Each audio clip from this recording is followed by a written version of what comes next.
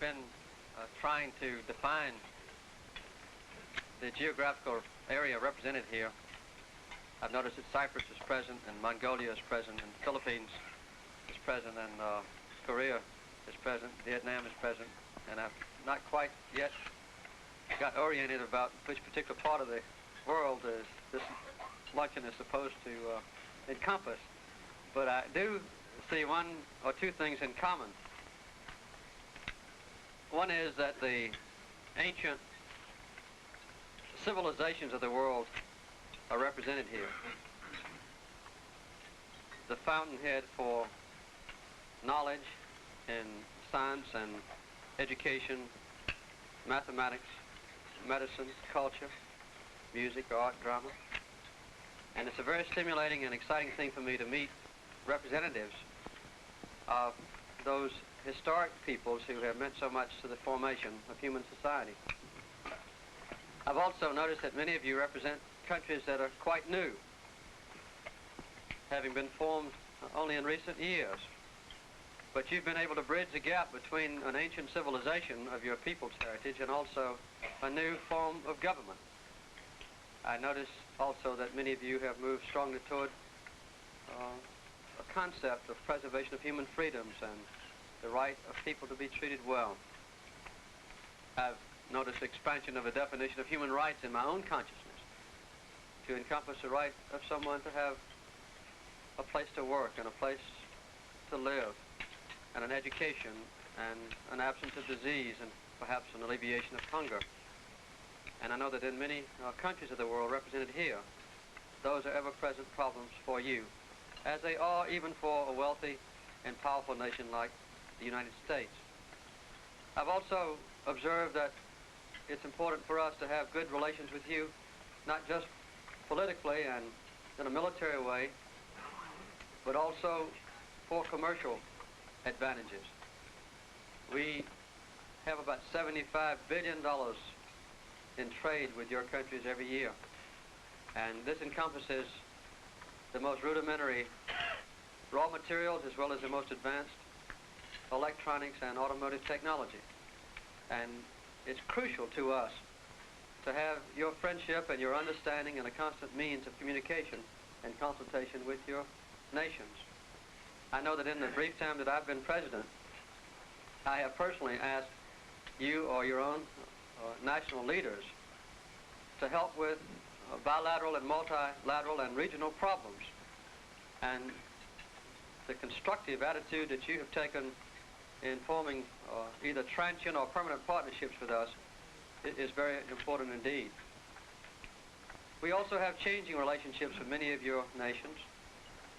In Southeast Asia, we are trying to repair the damages of recent war and stretch out a hand of friendship to those countries with whom in the past we have had animosity.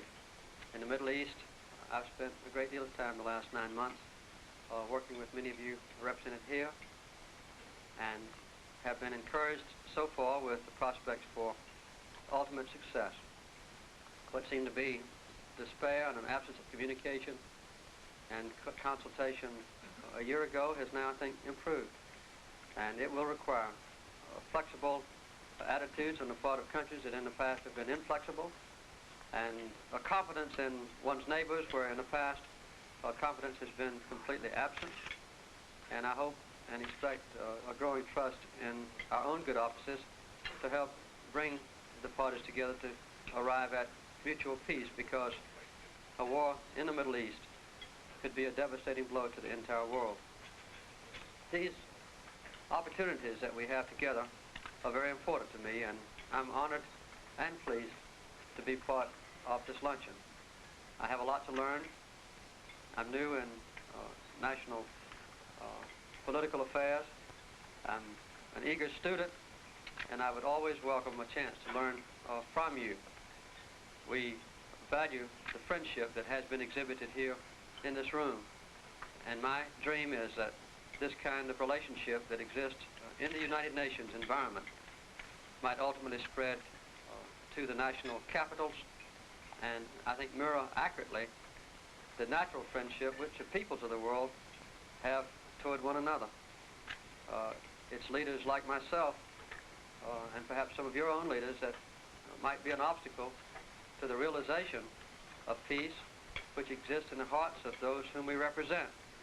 And it's incumbent upon us always to search for those openings and opportunities when they present themselves. I am also grateful, as the president of our host country here, of your presence in the United Nations. I'm determined during my own time in the White House to do everything I can to strengthen the role that the United Nations plays in helping the lives of our people. And I will defend in a more deeply committed way each year that I am in office in using the good services of the United Nations and letting the people of our country realize what already occurs here. I think very few Americans know the broad scope of good services that is a daily contribution of the special committees of the United Nations in civil aeronautical safety and in the protection of our people against nuclear proliferation and expanding the health care around the world, better chance for children, the alleviation of hunger. These kinds of projects, which are a constant responsibility of mine in the United States, are carried on around the world in a routine fashion by the special agencies of the United Nations. But quite often, the nations that support the UN with financial contributions don't realize the tremendous return that we get on our investment in the United Nations itself. So, in the establishment of peace, in the alleviation of regional problems, in the sharing of contributions which we all are eager to make, I know that you realize along with me that the United Nations plays an integral role. Again, let me thank you for coming to this luncheon. I hope that you'll give Andy Young your constant friendship and advice and counsel, criticism when he deserves it. And I meet with Ambassador Young every Monday morning. He's a part of our cabinet structure, and we use his influence among you, and you can use his influence with me to make sure that this transient luncheon is transformed into a permanent intercommunication and strong relationship. Thank you again for being here.